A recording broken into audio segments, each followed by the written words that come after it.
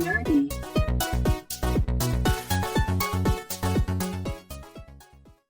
What's up, everybody? I know it's been a couple of weeks, but we're back. I'm Rook. And I'm Archon. And you are listening to your favorite podcast, YouTube channel, Raw and Nerdy. So, your favorite place to listen to two nerds talk about nerdy things while being nerds. Yep. And today's topic, we actually have a topic instead of just talking about Starfield and Dune or gameplay all the time. Today we'll be discussing how background characters make the story. Yeah. How they're important. Yep. But first, we are going to talk about gameplay and stuff. So a little bit. How's your last 2 weeks been, sir? Dude, I've been doing a lot of things. Been bouncing around. Boingy, boingy, boingy. I played a little bit of Dune, but then everybody just kind of quit on me. So I was like, oh, that sucks. So I tested out the new background or the new base backup tool thing that'll basically, instead of letting your base just die, you can put the entire thing, storages and all, in a backup tool. Yeah, you're telling us about that.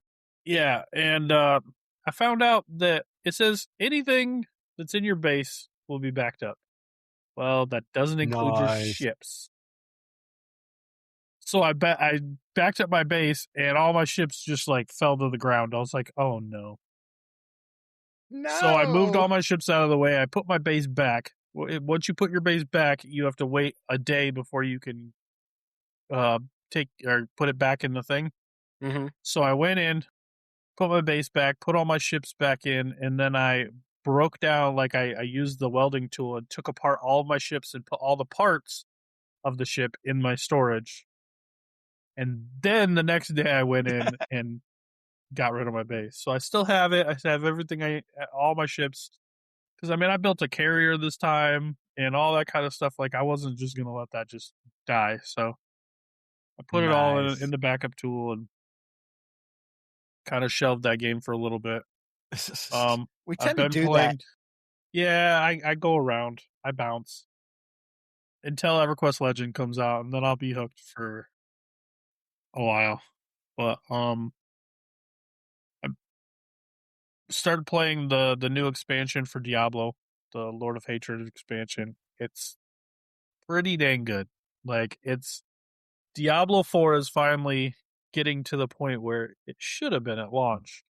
And it's pretty solid. The game is really good. I have three max level characters. 2 that I've played, 1 that's just max level and sitting there waiting to be played someday. But my main that I play right now is a lightning orb. Well, ball lightning, I think is what it's called. Sorcerer. It just melts things. I'm trashing everything on Torment 12, which is the highest difficulty. Nice. And it's fun. So I'm just kind of trying to farm a little better stuff than what I have so that I could push a little further into the pits and stuff. But yeah, I've been having a lot of fun with that. And then a group of friends that I play games with decided that they really want an MMO to play, so they've been fishing through all these different games trying to find the right one. And of all games, they settled on EverQuest 2. Don't know why, because that wouldn't be my first choice, but I like hanging out with those guys and playing games and stuff with them, so I was like, all right. So I have an active EverQuest account anyway, and that counts for EverQuest and EverQuest 2. So I'm like, all right, I'll jump in with you guys. So today I made a character on there and was leveling it a little before we started recording. Nice. But the big thing for me in this last little period of time was I started a new book series. Because I kind of with the way my job works and stuff, I can listen to audiobooks a little bit, but I don't have the time to invest in a Stormlight Archive book that's 56 hours long. It would take a whole year, probably at least. Well, it would take a long time to get through one of those books. We'll say that. So I kept hearing about a new book that was coming out. It just came out a couple days ago. That was book 8 in a series, and I'm like, I've heard a lot about the series. I've heard it's good. It's the Dungeon Crawler Carl series. And I was like, all right, I'll check it out. So I listened to the first book, started listening to it, and proceeded to not stop. And then I put in the second book and proceeded to not stop. And I'm now 7 chapters into the third book already in the course of the 2 weeks since the last time we talked to you guys. So, yeah, I'm really enjoying that book series. It is so funny. It is so good. It's like it puts you into an RPG basically. Nice. And it's it's so fun. Everything about it is just so fun. So, I'm really enjoying it, and I might I'm have going to to get check to that out. dude, you should. It is up your alley. You would enjoy it. Like you would sit there and crack up like I have been. And because it's a literary RPG, you just like get kind of hooked. If you want to see what's going to happen. The All right. story of a I'll man have to and his get cat. it. But yeah, you got to check it out, dude. I'll have to actually check it out because I've heard good things about the book too, and then now you're reading it. But I got so many books I need to listen to. Reading it. I still have Nope. Doesn't matter. to, it's It doesn't matter. foreign series. Yeah, that's again Brandon Sanderson and his 56-hour long books. These okay, so the first book, Dungeon Crawler Carl, I think is like 16 hours. So it's not a super long read, like or listen if you want to call it. It's pretty quick, but it's so good. And the second one I think is even shorter. The second one seemed like it went by really fast. Third one's like 15 or 16 hours. So they're not super long, which is kind of what I like about them. Like it gets to the point but it's all one big story. The one I'm currently on, book 3, is called The Dungeon Anarchist Cookbook. And I like it. The title's awesome. All right. I will get the first 3 books for now. Yep. You got a bunch of extra credits? Now I only have 3 credits after getting the first 3 books. I had like 14 credits. So I was like, I got the first 2 books. I was like, I'll give it a try. I got almost done with the first book and then got the rest of it. So I have all 8 now. Well, I also have I've been using my credits to get other books here and there. But I'll talk more about that when it's my turn to talk about my 2 weeks. It is. Oh, it is? Because that's all I kind of had. Oh. How was your camping trip? Oh, yeah, I did go camping. I like that. No, that's all I have. I was talking about nerd stuff, but yeah, I went camping. There's camping nerds out there. I decided that since I live in Michigan, and I have lived in Michigan for a while, I'm going to become a little bit more Michigander. And I got myself a fishing license, and I bought a fishing pole. And my daughter's boyfriend came with us, and he had like a bunch of fishing stuff too, and we decided we were going to do some fishing. And then of course my youngest son was like, I want to go fishing too, so I went and bought him this little Mickey Mouse fishing pole, and we were all just having a good time fishing and stuff. Didn't catch anything, didn't even get a single bite because it was kind of cold this weekend. Like it's been in the like high 70s, low 80s for weeks. And next week, high 70s, low 80s. This weekend, the high was like 61 and the lows were in like the 40s. Just for the 2 days while we were camping. That's Michigan. Yeah. Here it can't decide if it wants to rain or not. But tomorrow we're going to like this big massive flea market thing that they do on holidays around here. And afterwards, we're going out to my wife's parents' house, and they live on a lake, so we're bringing all of our fishing stuff with us. We'll do some more fish. I'll catch fish there for sure. I always catch fish when I'm there, Yeah. so Hopefully you do. I All will. right. I'm trying to make sure I have the right book set up to be my next book to read because I can't just say, yeah, let's see, that's book 3. So this one must be book 1. Book 1 is called Dungeon Crawler Carl. Yeah. Well, I downloaded 4 books and it didn't. There it goes. Now it's downloading it. Number 2 is called Carl's Doomsday Scenario. And then 3 is the Dungeons Anarchist Cookbook. Yes, that's the one I'm currently on. The name of it, the Anarchist Cookbook. Yeah, it's gonna be. It's good so far. I'm liking it. The All right. Doomsday Scenario was really good too, though. So, Once I finish the book I am currently reading, I will jump into that one. So, oh, the anticipation! I can't wait. yeah, well, I've You're been gonna on love a it. I've been on a kick of listening to audiobooks as well. I went through all of the Old Republic novels that I wanted to listen to for Star Wars, and went through the series of Revan and all that. That led up to and took place during around fill up some of the backstory of the Old Republic. So Nice. I listened to those novels, and then I'm listening to Star Trek Prometheus, which is a 3-book set about the USS Prometheus, which you see for like one episode of Yeah. Voyager, and it's became my all-time favorite starship. Um, The but Prometheus did. yep, well, because it's very unique. I love its design.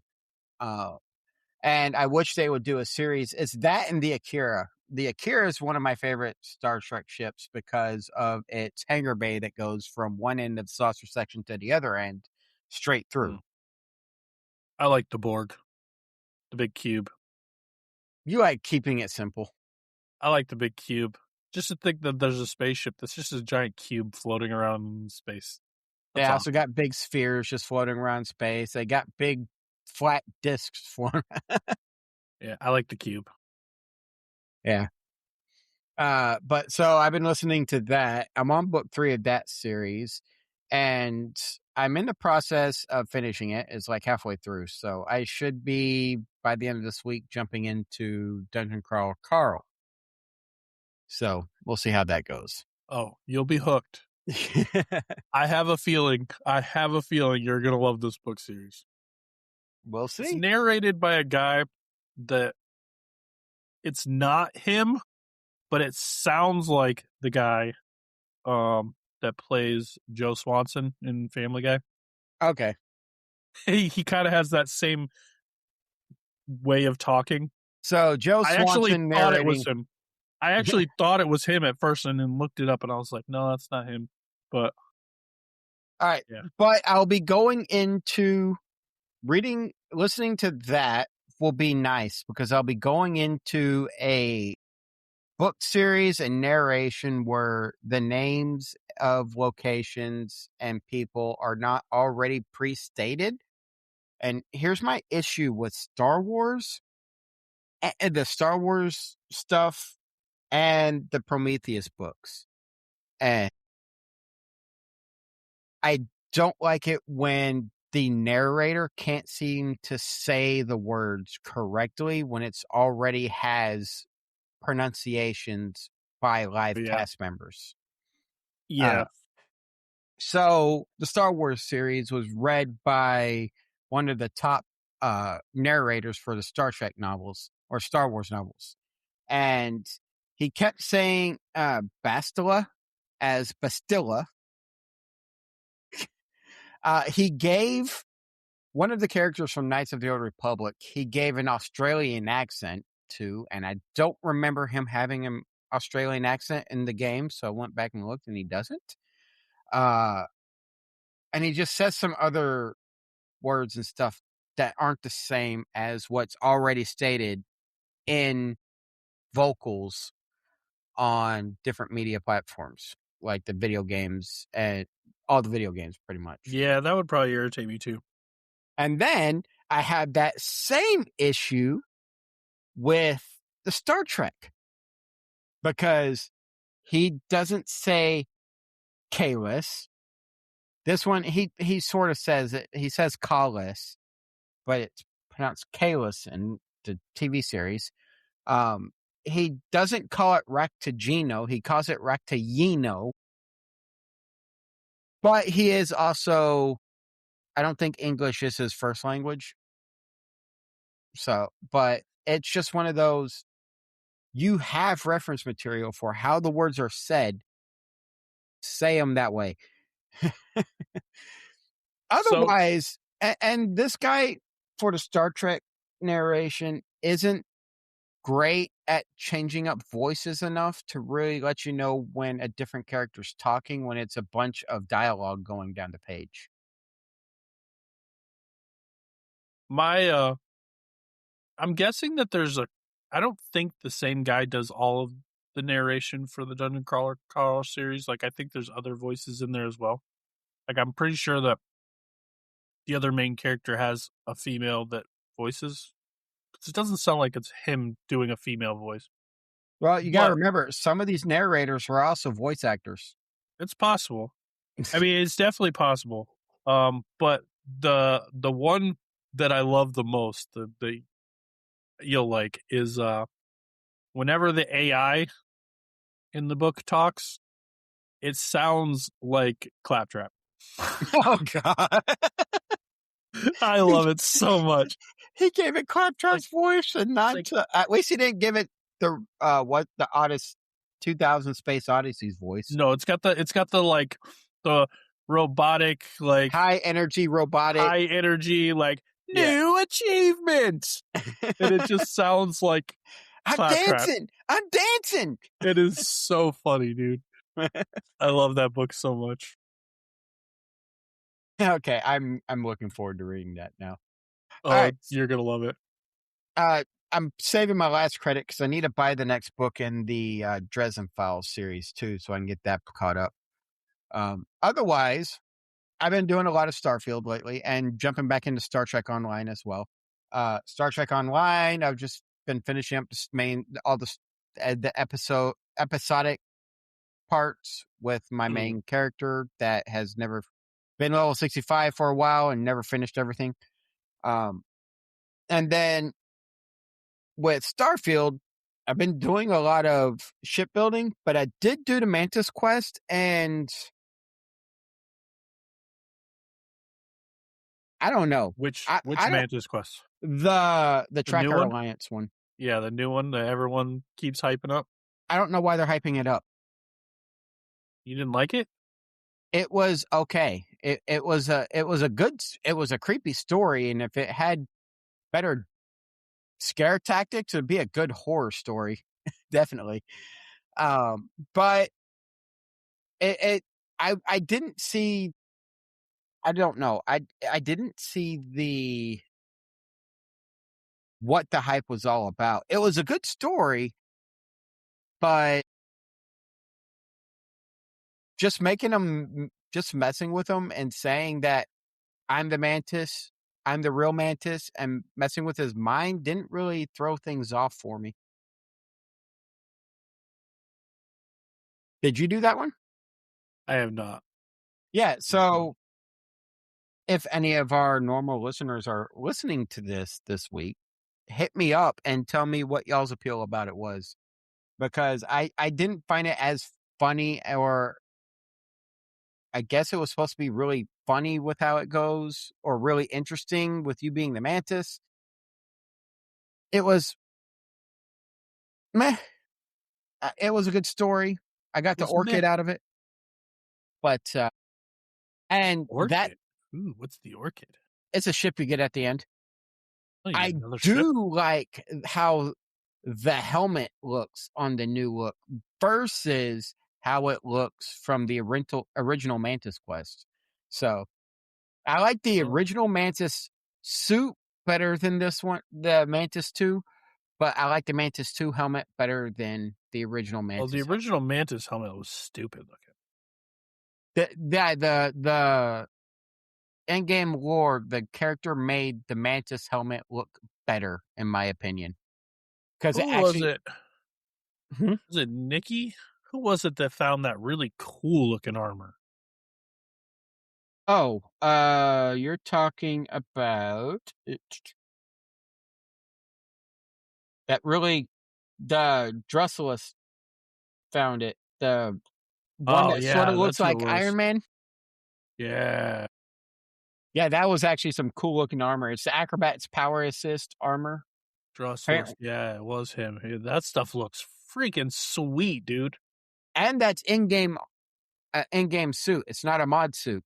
Right, It's but he actually said it doesn't like have the best stats, but I think I would still roll with it just because of how cool it looks. yeah, me too. I wish you could re-roll the stats though, and make suits better, like with the X Tech, like you Or can with like everything else. if they could do like a transmog thing where you could take your good suit and just like make it look like the cooler suit. Let's see. His helmet is about on par with what my helmet is. I don't know what he's Cool wise complaining or about stats wise? stats wise, and so is his pack. But if I'm reading this right, he's only level 15 and he's running around with armor that has a physical damage resistance of 148. That's not bad. That's actually pretty good. His environmental resistances aren't as good as they could be. Right. That might have been Which what he's talking about. yeah, which the way the game is now, you kind of need that. But so I've been doing a lot of shipbuilding with mods and sometimes without, but I built a couple of good ships. I did use Matilja's cockpit for that looks like a dropship cockpit, and it Okay. doesn't look bad. The issue I have with it is in the interior is dark. Even with the built-in lights, when you turn them on, it's still pretty dark. That's my only issue with that set. But then if you look at all of the other parts that he has, they're all dark. He didn't put a lot of work on interiors as much as he did making the exterior look good. A lot of his stuff is empty, so you can customize it yourself. But Not always a bad thing. it's not always a bad thing, and it's actually pretty cool. I could customize this and make it a little bit brighter if I had all of the interior stuff, but I don't want to download more mods. I only wanted to download the shipbuilder parts, not all the decoration parts. Uh, but that's what I've been doing in Starfield.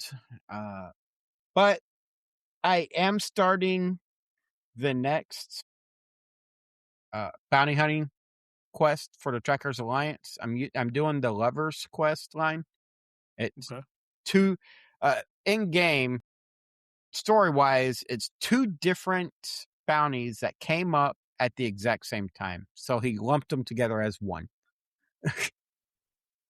So I'm going to do that next week. I'll let y'all know how that goes because I need more money because shipbuilding is expensive. I have built. I've had $2 million and blew through both of them building two ships or two Jeez, million dude. credits. Well, the parts are expensive. Yeah, they can be. Uh, and I try not getting overpowered mod weapons, but the next ship I build is going to be an overpowered mod weapon ship that my other people are going to fly because I have done some of the Watchtower stuff, and I have so many of those Watchtower cores that I currently can have, I think, 4 ships flying with me. So I need to build up a war fleet. Warfleet. There you go. Yeah. I figured out something Starfield can do, and I want feedback on this. So one of my biggest issues is that we can't have big ships because they can't land on the landing pads. Uh, I wish they would allow us to have big ships, but when you go to land on the landing pads on the planet, your ship stays in space. You take a shuttle down, and it has a little shuttle sitting there. That way, you can have the really big Class M ships that make your ship look small. that would be cool. It would be cool because I don't see why they can't do it. I mean, all it is a little transportation thing. You don't need to see the interior of a ship. You just walk up to it, and click return to ship, and then it shows you get in, and then the ship take off and fly up, and then dock with your ship. It'd be a pretty easy thing to add. I think it would be. That to me would make the game even better because right now I do not have it downloaded to where I can the mod downloaded to bypass the ship size restriction, Uh, and that's primarily because I want to be able to land on the ship or land on the planet without clipping into buildings or anything like that. So uh, I've been keeping my ships within the 80-meter limit. or be able to build a big M class ship, but store your other ships on it, so you could use one of your other ships to fly down to Oh, the planet. now you're talking about a huge. I was just talking about like the Rav 8, but a little shuttle instead. Yeah, That'd be cool if they actually give us flying ships where we can fly around on the planet instead of driving around that's no moon. because driving around in snowy platforms is annoying. Yeah, I feel like we're kind of lucky we've gotten the things that we have gotten. Yeah. I don't know if I was reading an article. I don't remember how old this article was, but I was reading an article today as to why they didn't use Class M ships or give us the ability to do Class M. And it had something to do with being the game being able to render the interior and exterior of Class M parts uh, and those size of ships at the same Yeah, time because your ship renders the outside and inside of your ship at the same time when you're in your ship. right. So I get that, but It it's would be a something that, huge load. yeah, I think it can be done. I mean, people have unlocked Class M parts, and I don't. Some people have issues with it crashing their game. Maybe the older uh, software, older hardware can't support it as easily, but my hardware supports it no problem. Uh, I'm just not running them right now. But that is my idea for if they can get Class M ships to actually work right and allow you to build bigger ships. Just make it where to land on a planet, you land in a little shuttlecraft and you leave the planet on a little shuttlecraft and your big ship stays in space. So other than that, that's been how my week has been. My 2 weeks have been just work. We've been slow at work, so I've had a lot of time to catch up on paperwork, not be so uh stressed. Oh, I'm no longer underneath my house in California. That stress is completely gone. Did you sell it? It is sold, and the solar, they assumed the full solar loan. So I no longer have either of that. Heck yeah, man. Yeah. So that is one major stress that has been bothering me for the past year and a Dude, half, that is and it's awesome that gone. you were able to get that taken care of. Yep. It wasn't a outright sell. It was a short sell. So I did take a hit on the sell, but I'd rather have that than a foreclosure. Right, exactly. That is amazing, dude. Congrats Hmm. on that. Thanks. It came at the perfect time. As soon as work gets slow and I get less stressed with work, the house sells. Nice. Yeah, I had to really thank my realtor and the contractors. Now all I gotta do is finish paying out the contractors, and I'll be golden. That's awesome, dude. That's got to be a huge weight. It is. It is a huge weight off my shoulders. Now I can focus on making this my home for the next 2 years before I start house hunting again, and getting all my credit caught up Yep. because that's a lot of Awesome. contractors I got to pay off and some other stuff got to pay off, and then life will be golden. Sweet. And then I'll always have money to come visit you more often. Heck yeah. And it's easier for me to visit you since I don't have little ones I have to worry about. Just a puppy. There's a puppy, but my brother likes Ezzy, so he would watch Yeah, her. that's true. So You got anything else you want to talk about your weeks before we jump into our topic? I saw a news article. It came across my feed, Mm-hmm. and I've been trying to do a little research on it. So take this with a grain of salt because I haven't found a ton on it yet, but I've heard GTA 6. This is GTA 6 stuff, okay? Mm-hmm. I've heard that they said that this game is supposed to be so massive that it's going to be one of the first games that is basically an exclusive to a hard drive.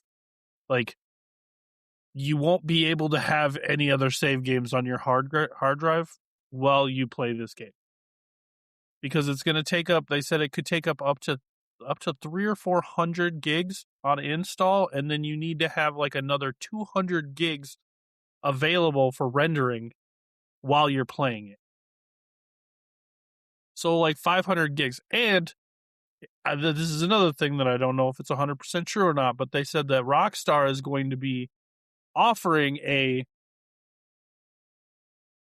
paid thing that's like Mm-hmm. $5 a month where you can rent that extra 200 gig space for rendering from the Rockstar servers so that you don't have to have it on your system itself. So I'm sitting here looking it up. I don't know much about Skirt from SKRT, but they are saying Xbox has confirmed actual size. Let's see, Icon Era saying it as well, but no big news out. It is actually the Canadian GTR is reporting it on Twitter. Uh, all right, here we go. Screen Rant. As gamers getting ready to race everything. A lot of them are saying Xbox has confirmed GTA 6 will be approximately 700 gigabytes. Yeah, that is insane. Especially considered unmodified systems only have like a gig of storage total. Yeah, you're not going to. No, Like, unmodified systems have roughly about 500 gigabytes. Not a gig. or You mean a one terabyte? terabyte. 1 terabyte, yes. Be like my PS5 has like, not counting the operating system, I think I have like 790 free if I have nothing installed on it or something. Mm-hmm. So it's literally the entire hard drive for one game, dude. Yeah. Screen Rant isn't saying anything about that. They're just talking about size, that it's going to be huge. It's So insane. that is crazy on that size, though. Let's see. Almost. Because Mashable came out and said a fake GTA 6 file size screenshot sent the internet into a frenzy, and that was. It looks like everybody is going based off of what this Canadian Yeah, but like GTR I is saying. saw, like I said, it was like a whole thing about like, um, Rockstar was going to be like renting basically that rendering space for $5 a month, That so like a far, subscription. so far, the store uses a uh, placeholder, but there is no. Mashable has gone through and debunked the Xbox confirmation of the file size. They have come out and said that Xbox has not said that. Uh, so it's still, even the most resource intensive game, Call of Duty, it's their newest stuff has approached 200 gigabytes, but nothing's gotten up to 600. So you're looking probably around 200 to 300 gigabytes. Gosh, still a massive game, dude.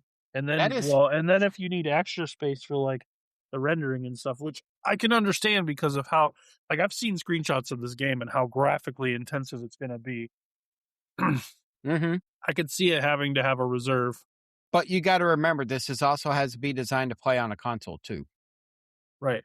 Consoles That's them. what the reserve is for.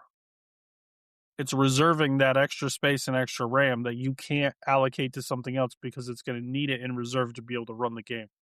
Yeah. That's the big thing that they're talking about, renting that where instead of having to reserve it on your hard drive, you could reserve it on their server, and they'll do all the rendering for you so that you don't have to save that extra space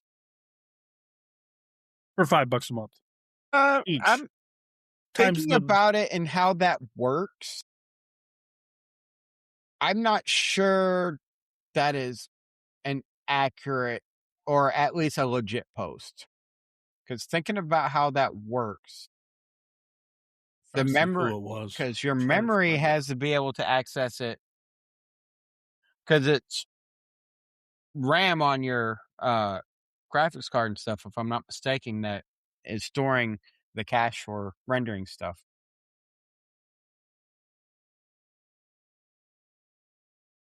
I could be wrong. And I know there's people out there that will say I'm dead wrong.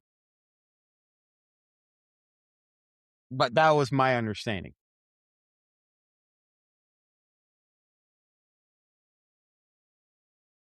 No, let's do some quick live action research. Huh.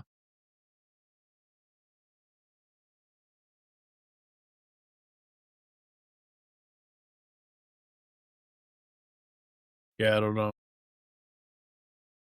Let's see.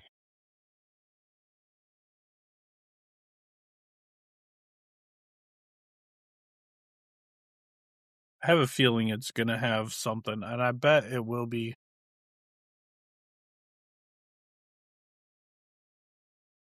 Let's see. Do-do-do.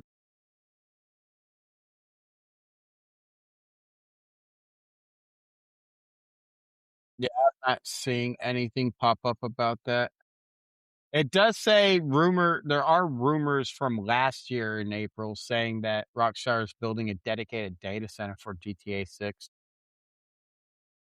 Yeah. I do know a lot of companies are starting to back out of the data center backing though, because it's starting to become resource intensive.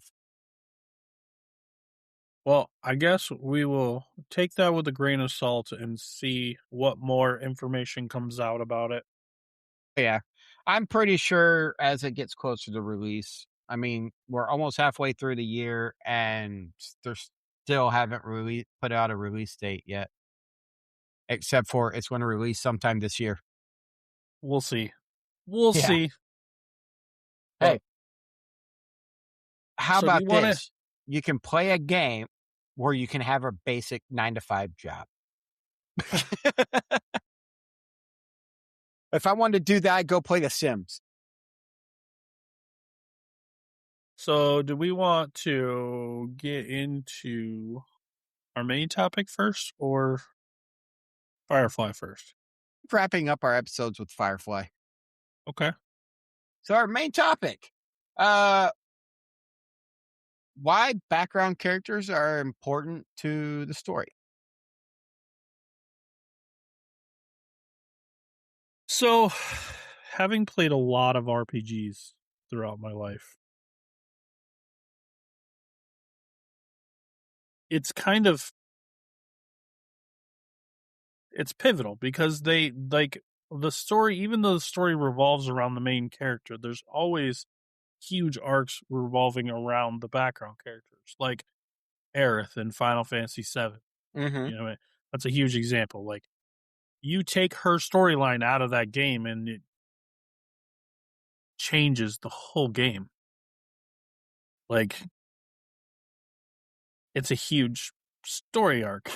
Like the ancients and like her story is what kind of sparks the ancients and finding out that Sephiroth is an ancient and like it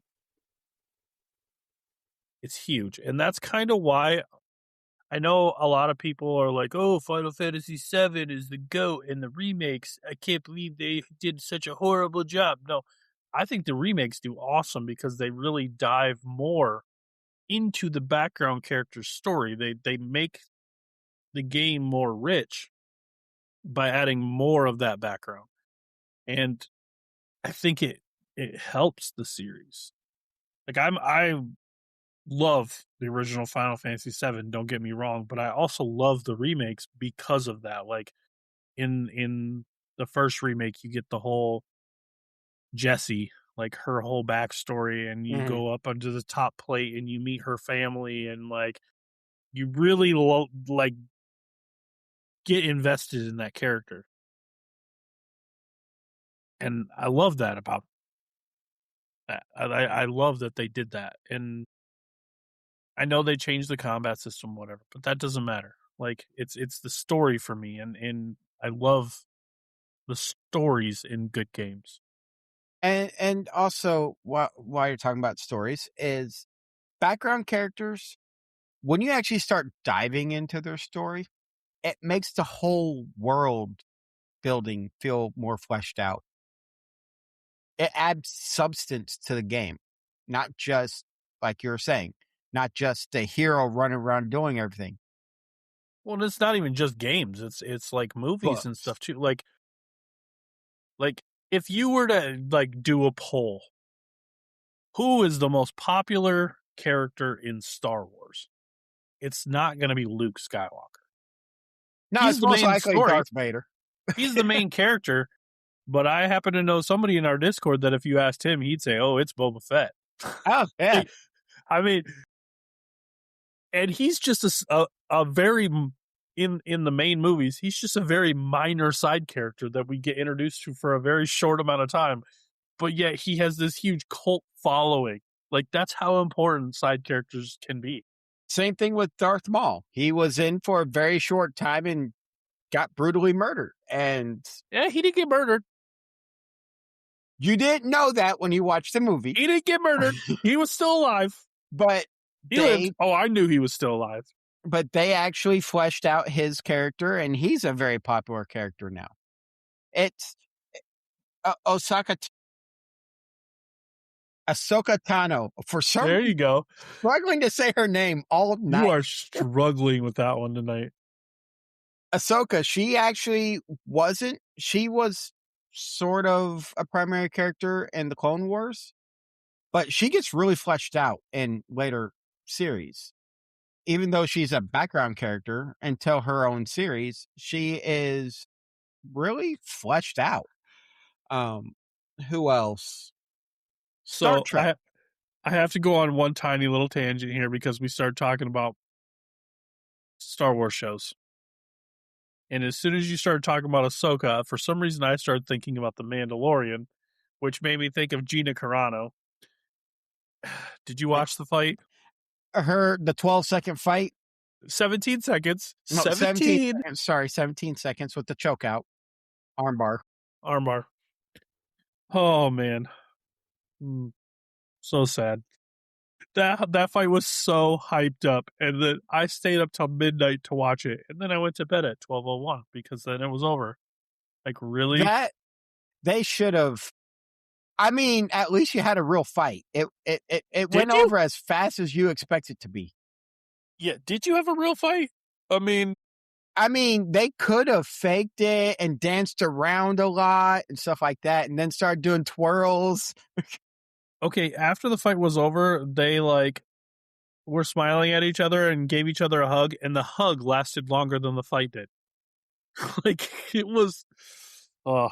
Okay. Anyway, sorry. It was a Tangent very over. disappointing fight. I have seen all of the reviews on that fight, and it was very disappointing. It was about as disappointing as uh, Mike Tyson's fight.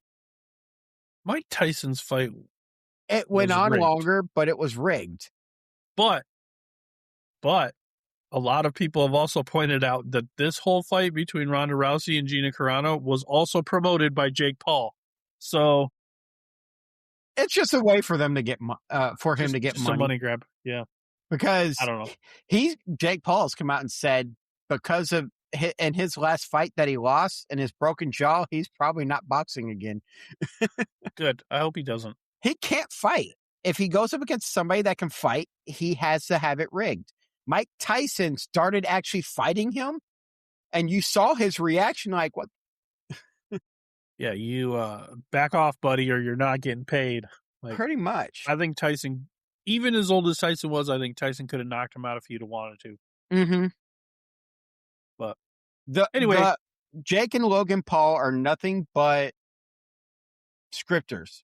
They can't money grabbers, yeah. money grabbers, and they go by off script. However, I will say Logan Paul fits the WWE.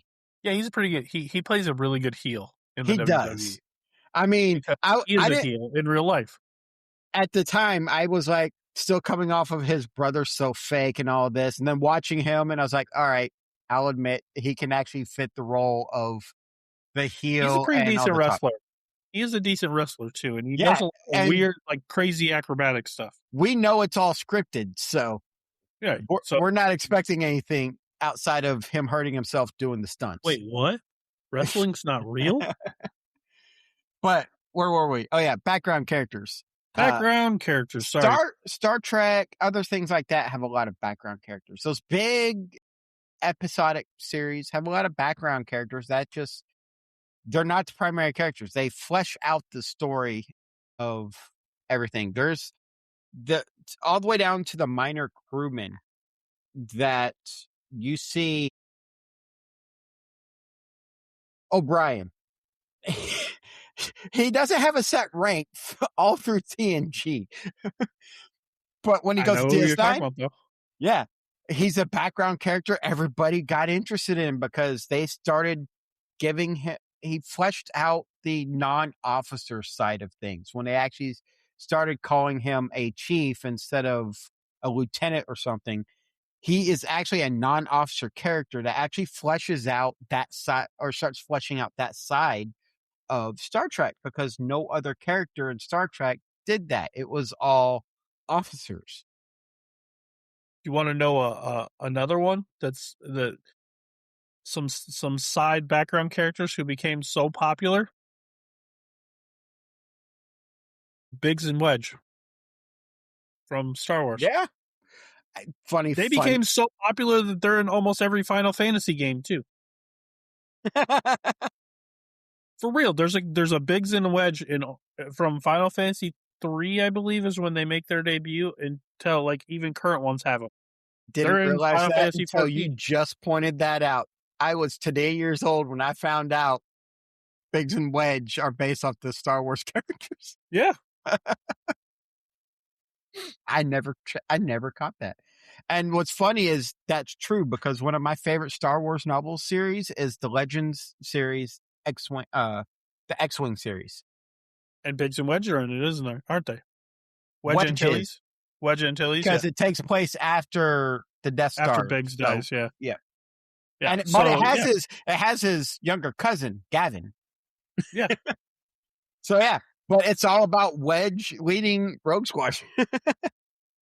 And like I said, they're in all the Final Fantasy games too. Yes, they are. That is a reference, a direct reference. Mhm. Now, I'm going to expand a little bit more and just outside of background characters. Technically, NPCs are background characters. I guess. Yeah. When you have a game like,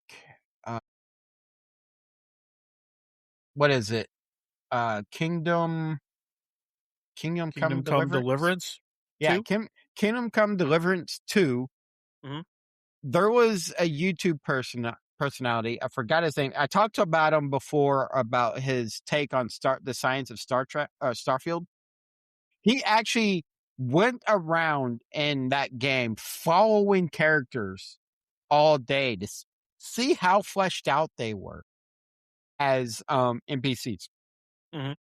I mean, they were really fleshed out. They would go to bed, they'd wake up, actually eat, go do their morning stuff with the one he was following around was actually getting eggs out of a hen house and going and taking them. And then she'd go kill the chicken, pluck it, throw it into a stew.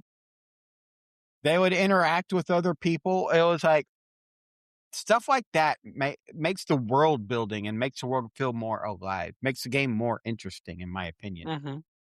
That's one thing that's a negative on Starfield. Skyrim felt more alive than Starfield does. And Yeah. and the reason why is at night characters go to bed. they're not just always behind their counters. It's like the people of Starfield don't sleep. Yeah. In So space, there is no sleep. if they actually would flesh that out a little bit more, but there's background characters that I haven't liked. There's background characters that I've loved. Uh, so in Star Wars and Star Trek, it's important to have good background characters because they actually make the universe feel more diverse and more alive. But Skyrim, the way the story is written, if you were to follow the main story, I don't think you need to go at the background characters won't be that entertaining. I mean, there are some that are just like superficial. I don't see a lot of in-depth characters in Skyrim outside of your main character or the main NPCs you got to interact with. Yeah, I mean, I would argue that the side characters are the main NPCs that you interact with. Like just the background extras, not really. And that's the way it is in most like if like there's a million characters in Star Wars, for instance, that you don't even know what their names are. I wouldn't consider them to be background, like the side characters. I would just consider them background. Like I would consider anybody that they specifically take the time to tell you what their name is and like make a Name, point. Those named are like your background characters. named NPCs pretty much. Kind of, yeah. See, but that's where the difference between media platforms comes. Because in a book, almost every character is named. I'm pretty sure I can't reference Game of Thrones because almost every character is a main character in that series, it seems like. Mm, I said almost. I don't know. I don't even know who I would. There is no true there's no background characters out. There are the minor houses. A lot of the minor houses have background characters in them. There are a lot of background. Like I wouldn't consider like Sam Tully as a main character. I would consider him as a side character. And True. like Jon Snow, he's a main character. Jon Snow, like anybody who like they actually follow as like a main, So, like so Ramsay base. Bolton. I would like that dude that we all hate. Like he is a side character, and we all hate him because he's a side. So in Game of Thrones, it's mostly there's like almost all of the Starks have their own POV sections. Now I'm going based Yeah, on the books, not the TV series. In the books, you have certain characters that have their own points of views. When you're actually reading those, I would classify that as a main character. Uh, right. Yeah, so like yeah, pretty much all the Starks are main characters, the except for Starks, some of the the little lame ones. Lannisters, um, Daenerys. Daenerys is a main character. Yep. I don't know if I'd say maybe Cersei. But Cersei. even Jamie Lannister, I wouldn't. I would consider him a side character. Yeah, he doesn't have his own Tyrion. point of view. Tyrion can, in some parts, is a main character. He actually has a lot of chapters throughout the books. He is a main character. Yeah, he would be considered a main character at times. But like, I don't know. Like, I wouldn't consider Sansa to be a main character, even though she's a Stark. She is a main character though. She has I her know own points of view. she does have a few points of view, but like, I wouldn't consider her. I She would consider her more of a side, especially in she the show. she is a main character. And part of that is because her story arc fills a lot of that's where you outside of Rob and even Bran and Caitlyn, outside of them, Sansa actually fills in more of the story post the Red Wedding. Are you talking in the books or in the show? Books. Okay. See, I've never read the books. I've only ever seen the show. And in the show, I wouldn't I just don't consider her a main character. She's not so a main character I would classify as somebody that if they took them out of the story, it would just dramatically change the story. And if you take Sansa out of Game of Thrones, at least the show, who cares? Like really, who cares? You could take her out of the show and nobody would probably even notice. Like Arya, you cannot take her out of the story because she's pivotal to the story. Jon Snow, he's pivotal to the story. Rob, So Dick, Arya in the books isn't as pivotal to the story as she is in the TV series. That is is she? Did they change it? Like, is she not the one who kills the Night King? she. I don't know. I don't think this Night King's dead yet in the books. So episode season 5 is where they start deviating. What started the deviation from the books, and episode 6 is where they went their own way, or season 6 is where they went Season their own way. 6. So, but no, like a lot of the where she kills the entire Frey family, Yeah. all the males, she doesn't do that in the books. I like that part.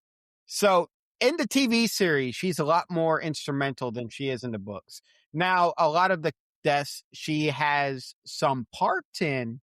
There are some deaths that she has some part in, but if you really wanted to, you could say the story is really about Jon Snow. Jon Snow and Daenerys Yeah. But and Cersei. It's like the those way three he are like the wrote it, main. the way he wrote the books, you kind of sort of need Sansa's story, Arya's story, because it tells you it's world building. So Right. they're important for the world building, not so much the actual story of the events going on, but the world building. That Definitely. makes sense. Because you learn about the assassin group, the Faceless Men, from Arya. She does actually, in the book, she does go get trained by the Faceless Men, just like in the TV series. They go in more depth on her training in the thing. And and one thing I have noticed about Arya Stark in the books versus, I don't know about the series because I didn't really watch the TV series consistently all the way through. But in the books, as her character develops, she becomes murder is the answer to the problem. What? Death is the answer to the problem. If she comes across a problem, her first thought is how can I eliminate this person first? Yeah, let me just kill him. Yeah, before she starts thinking of other options. Yeah. she's even more BA. Yeah. In the book. But I don't know the way she kills Littlefinger in the TV show. She just quickly steps in front, swipes really quick, and then re-sees it like nothing, like it doesn't even bother her. Yeah, that's one of my favorite scenes in the whole show. That and the scene where she's fighting Brienne of Tarth. I have to watch that. Where they're practicing, and she pulls out her little sword, and she's like, "You're gonna like hurt yourself with that," and she goes, "I don't think I'm really all that worried." And Brienne's like this renowned warrior, and she just like makes her look silly. Like Arya just wrecks her, makes her look silly. It's funny. she gets taught how to fight quick and nimbly versus brute strength, like Brienne. Yeah. Now, one part I do really like about Arya's story is where she kills the 2 Frey kids and cooks them into a pie and feeds them to Walder. Now, in the book, she doesn't feed them to Walder, but she does feed them to the other heads. Yeah. But in the TV series, she feeds them to Walder. That's just funny to me. It's so weird, like seeing, like in that show, it's like you see him as Walder Frey, but like I just see Argus Filch. I can only see him from Harry Potter as the little sniveling caretaker. It's like, He's not tough. You can't make him tough. But, Let's see what other background characters. So, Lord of the Rings. Let's talk about Lord of the oh, Rings and background characters. So, oof. I would say, man, this is gonna be a tough one to figure out who are the more important background characters. Theoden. Theoden King, yeah. He is. The what's her name? The girl, or his daughter. She's an Uh, important background character. she is. So is I want to say he does play some prominent roles, but I want to say both Galadriel and um, what's his name, Yep. Rivendell. I can't remember. Basically, all the elves except for Legolas. Legolas are background characters, but they're all pretty important. They're important background characters because they actually fill What? in more of the story. Gosh, dude, The Ents are background characters, what are the? except for when they destroy the tower. You're messing with me now. Can't think of his name. And he's like a huge character in, like, he's almost a main character in Rings of Power. I haven't seen Rings of Power, so I don't know. What race is he? The main elf. Rivendell? Yeah, Why can't I not remember his name? I know. I'm blanking. Like Elrond. Elrond. That's it. Okay, that was Man. driving me nuts. And his Oh, daughter. and His this won't daughter's. be edited out either. This will stay in. It needs to, because like we just totally had a, like, we get our nerd card What taken. we should get our nerd card taken with the way that goes. Man, I can't believe I could remember Galadriel, but I could not remember Elrond for the life of me. Yeah, Galadriel's also a main character in Rings of Power. Yeah, I think. I'm a fan of her in Rings of Power. Yeah, but so in the main trilogy, I would say, hate to say it, but Frodo is almost like, even in the books, even though he's a main character, he's almost like Almost a side character. a Yeah, side Sam. character to Sam. See, and I would say Sam is kind of a side character too. Gollum is definitely a side character, but very important to the story. Gollum is a protagonist for the Hobbits, while the Uruk-hai and Saruman Protagonist? Gollum is. antagonists. Sorry, I was going to say Gollum is an antagonist. and then Saruman is the antagonist to the rest of the Fellowship, with the leading of the Uruk-hai and creating all of them. But no, it's almost like Sam is the main character of Frodo's journey over Frodo, because everything Sam does. But at the same time, you can argue that while Frodo is the main character, Sam is a really good side character, because he of all the help he gives, like Robin is to Batman.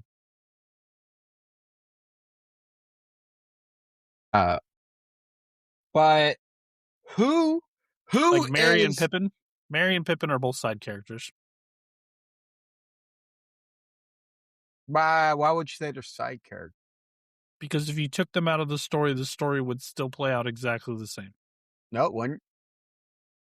The Ents would have never attacked Isengard, which is one of the biggest manufacturers of the orcs.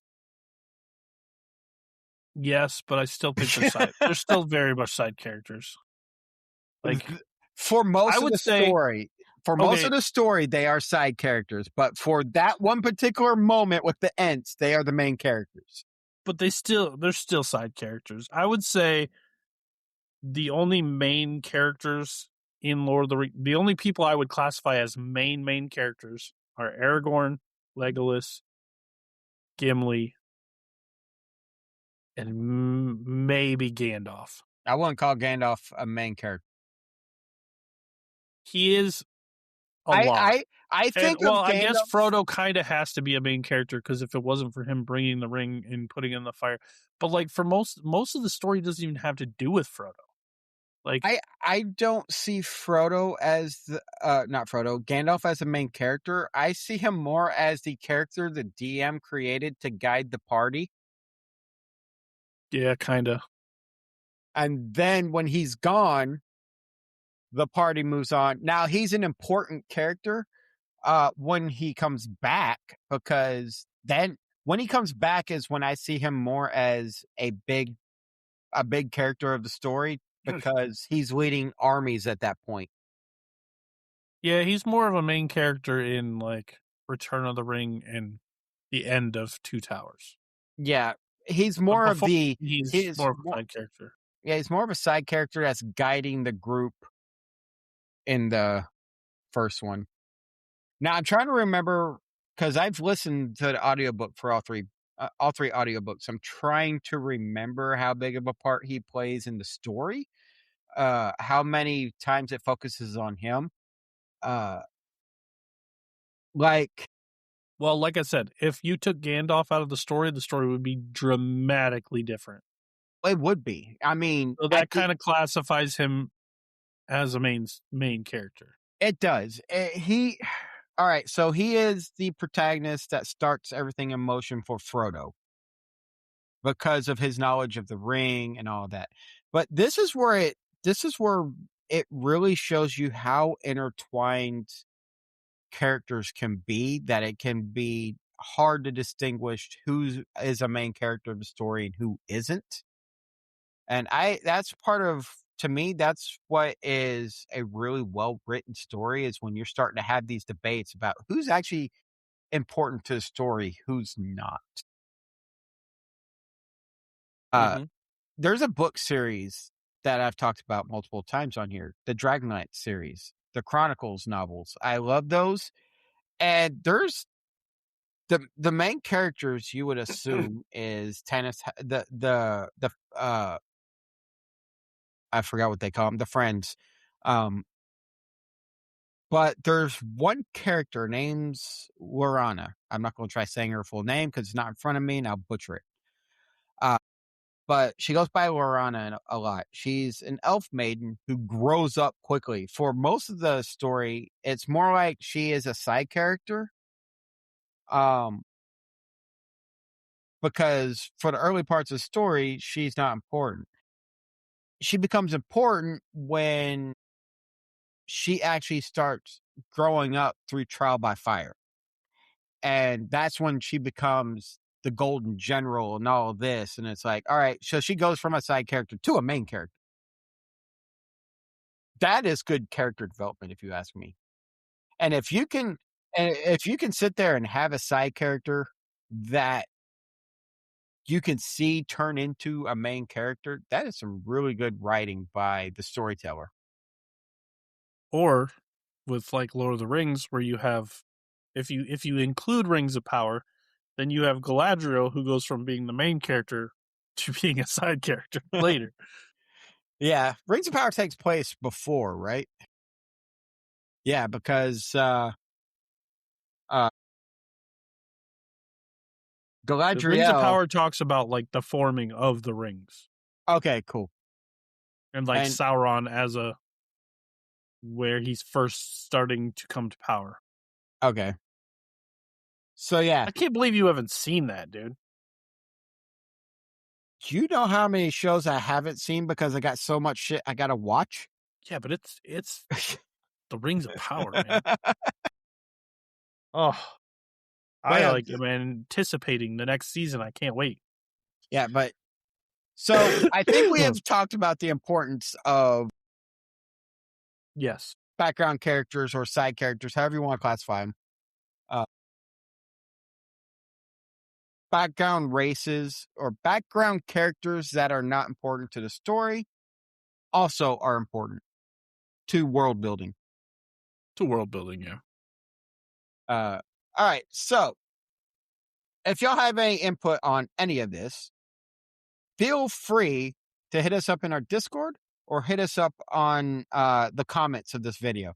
because I would Right. like to see what y'all have to say about all this. Mm-hmm. And next week's episode is going to be really interesting. All right.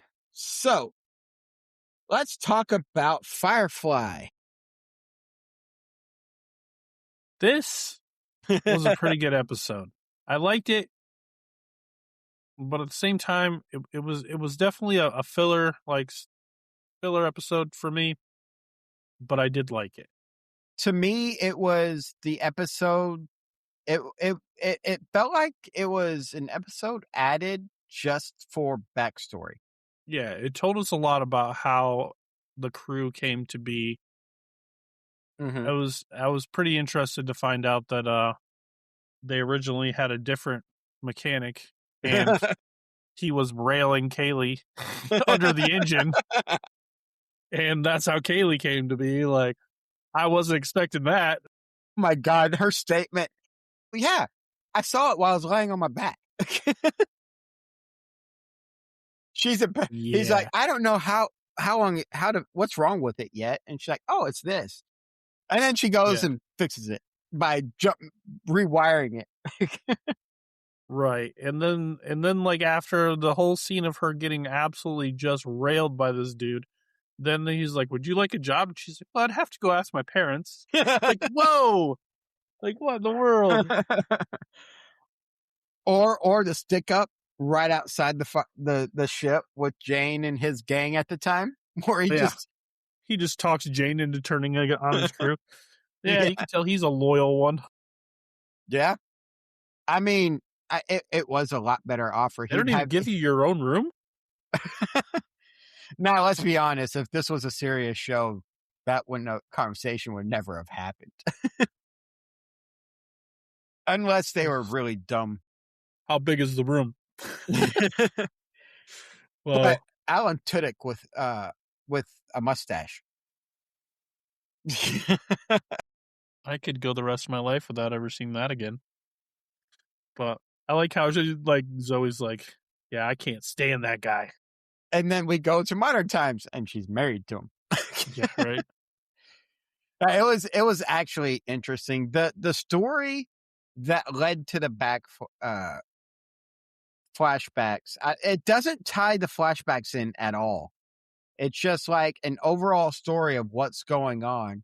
I don't know if it's just Malcolm remembering all of that or what, but Probably. that's the part I didn't like about it. It was the story going on in uh present time versus the flashbacks, but it doesn't. Now when he's unconscious, it actually makes sense that they're going into the flashback because he's unconscious. But as he's crawling around Yeah. and moving around, There's a lot about that episode that kind of bothered me, though, that didn't really make a lot of sense. Like, the whole crew comes on board, and Malcolm pulls out a gun, and then they're like, oh, okay, whatever. And then they just leave. And then he, like, passes out. Like, they knew he was on the verge of collapse. All they had to do was wait 5 minutes and then come back and board the ship again. Like, why did they just be like, oh, we're leaving, we'll give up? Like, they gave up so easy. And it was like, uh, yeah, there was you a could lot of them in one of Malcolm, and now he like bullied them off his ship while he had a hole in his side. devil's advocate. You go onto a ship, you think you just killed this guy, and he's standing there holding a gun all of a sudden. You don't know who he's going to kill first when he shoots. Yeah, but you So, could tell that he wasn't doing well. All you do is you back off, wait a few minutes for him to drop, and then board the ship again. Like, yeah, but when they backed off the ship, he closed the door, and I guess you can't access the door once it's closed from the inside, from the outside. or they could have just like been like, oh well, this is a loss, and just blown him out of the sky. Could have. That part of the story, I'm not too worried about. It was just like, But well, no, because their ship felt was like a a salvage ship. It didn't have weapons on it. just felt like they gave up way too easy. It's probably more like it's not worth the effort of losing somebody and or losing more people. He probably thought the guy the head of the other ship probably sat there and thought, going through all the trouble of hiring a new person, working out new contract details, no, that's probably not worth it. We'll just move. But even though they explained it, the crew coming back to the ship in time to save him Well, he saved himself. He put the piece in and turned the engine back on and then and then collapsed. passed out. Yeah, Yeah. but they came back in time to save him from bleeding out. Yeah. Hand wave. Plot armor. Yeah, so the present day stuff, if they would have just had him get shot and fix the ship and then collapse, and then all you see going forward is the flashbacks of how everything happened, to me that would have made more sense than flashback, he's crawling through the ship now, flashback, he's crawling through the ship now, flashback. Yeah. Yeah, the way they did it bothered me, but I did like the fact that it actually told the backstory, told how he got the crew together, and then I've been waiting for this episode. I and then wanted to see how the crew came together. So, and then the very last scene, like this guy's talking up this one ship, and he's just looking over this falling apart Firefly class ship. yeah, like I like that one. Now, it did have a better design than that one ship. Yeah. I like when he's like talking up the ship to Zoe and he's like, once we get her running, she's like, so she doesn't run now? No. You can see which one had the level head on her shoulders in that team. Yeah. Gotham's definitely a dreamer. But I mean, we'll find out more as the season goes on, and we'll find out more when the animated series comes out. right. I I'm mean, looking forward to finishing the series and then watching Serenity because I know a lot of cool stuff. I remember a lot of cool stuff happens in Serenity. a lot of stuff happens in Serenity. And one of my favorite characters that I wish we could get more of a backstory on is one of the bad guys. Mm. Yeah, because, you know. We'll see. All right. No So, spoilers. no spoilers, because I remember the movie a little bit more than the episodes. Because one of my favorite scenes in the entire series is in the movie. You'll just have to remind me to talk about it when we actually get to the movie. We will. That episode will probably be more about Serenity than anything else since it'll be a Of 2 hour course. It'll be a thing. full But feature-length movie. All right, ladies and gentlemen. So we are, I don't care about time limits, but it is getting late. So, as I said earlier, if you want to have more of these conversations with us, we would definitely enjoy it. You can hit us up on our Discord, which is discord.gg/Raw Podcasts. You can hit us up for anything business related. If you want to take a crack at editing our episodes for us or anything like that, or talk about being an editor, we're open to that as well. Preferably hit us up in our email, podcastraw@gmail.com. We are busy people, so having time to put in really quality edits is not always on our plate. So we are open to looking at an editor. Just let us know. Also, please like and subscribe to the YouTube channel. It helps us out with the algorithm. We are trying to get back on track to having weekly our weekly releases again, but it's the time of year where yeah, it's graduations and everything's going on, so it's really tough. exactly. So we'll get there. Just work with us. You got anything else to add, sir? I feel like I'm missing something. No, you actually hit everything. All right, cool. Well, everybody, I hope y'all have a great night. And for me, y'all stay nerdy. Have a great week, guys.